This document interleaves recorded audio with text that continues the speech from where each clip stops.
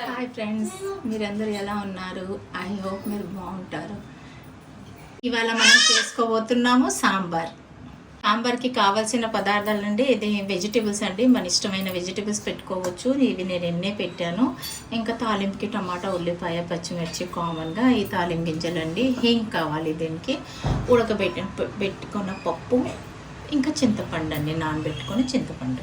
ఇప్పుడు మనం నూనె వేసుకున్నామండి, దాంట్లో కొంచెం మెంతులు వేసుకుందాము, కారం గింజలు, ఉల్లిపాయ వేయాలి,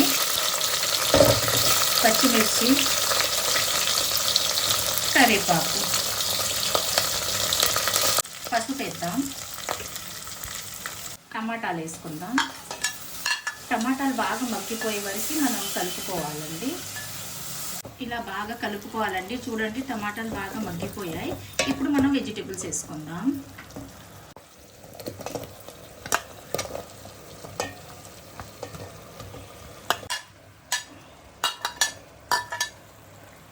సాల్ట్ వేసుకుందాం.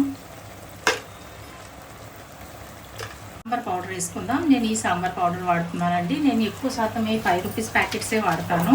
ఎందుకంటే పెద్ద ప్యాకెట్స్ తెస్తుంటే అవి పాడైపోతున్నాయండి. అందుకే నేను ఈ ప్యాకెట్సే వాడతాను. కారం వేసుకుందాం. వాళ్ళండి బాగా కలుపుకోవాలి. ఇప్పుడు మూత పెట్టి మగ్గించుకుందామండి. ఈ సాంబార్కి ముందే మనం తాలింపు పెడతాం, తర్వాత పెట్టక్కర్లేదు.